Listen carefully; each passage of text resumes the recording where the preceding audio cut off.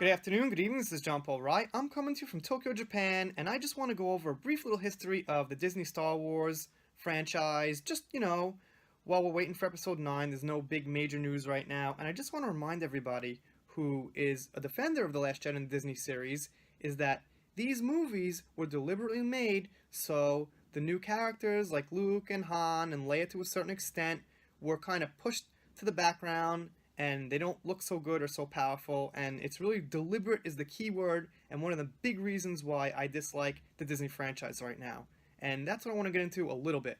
This is from the Wikipedia, maybe I think the episode 9 Wikipedia, but they have some of the history about The Last Jedi and The Force Awakens, and I just want to skip over this first part here. It's just basically saying about how George Lucas sold the company and the plans for the future. We all know that.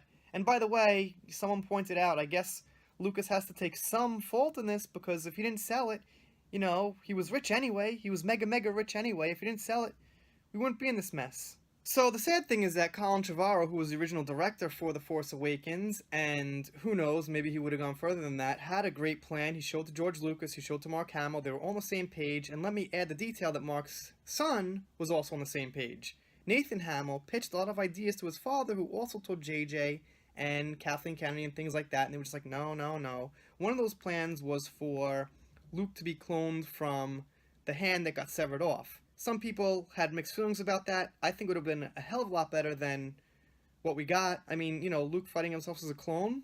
Okay. I mean, maybe it would have worked. I don't know. Seems alright to me. Seems a hell of a lot better than what we got in The Last Jedi. So, apparently, Trevorrow showed Kathleen Kennedy the script several times, more than once. He rewrote it a few times, and she just wasn't happy. And I think what happened was he wanted to have Luke, regular, powerful Luke, respectable, and a great Jedi, probably with some pretty good action scenes, and with some scenes training Leia in the Force. And Kathleen Kennedy didn't go for that. She just wanted to have Rey and Poe and Finn dancing around, getting chased, being awesome, especially Rey and Poe, I suppose. I mean, Poe's just like, everyone forgets, like, Poe's this amazing pilot without any backstory or anything. So I'm one of the ones who's very hard on Rey, but at the same time, let's remember, Poe is just this amazing pilot.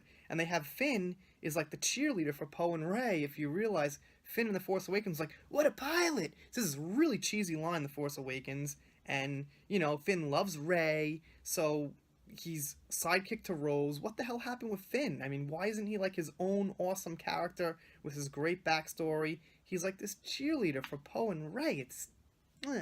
Also, let me say one other thing about the history of this, and that I keep hearing over and over from people who defend, and even some people who are on my side who are explaining things. They say that Rian Johnson didn't even read the script to The Force Awakens when he wrote The Last Jedi. That makes no sense to me. What kind of a professional person has somebody make a movie in a major multi-million-dollar, billion-dollar franchise without even watching part 1 to the part 2 that you're making? Does that make any sense? And if you're going to say that as an excuse for why things went wrong with The Last Jedi, aren't you blaming these people for such irresponsibility for not even having him read that script if you assume this to be true? I think it's bullshit. And there's no way to know. It's all between them and the information they put out online and in magazines and stuff. I guess we just have to take their word for it that Rian Johnson read that script first. I don't buy it. It just seems ridiculous. Then it goes on to state how Keri Russell is confirmed for her part, and they say she's going to have some intense action scenes, something like that. Okay. And then they also, of course, say it's confirmed that Lando Calrissian is confirmed, but I heard now that he's going to have a short part, and I wouldn't doubt it.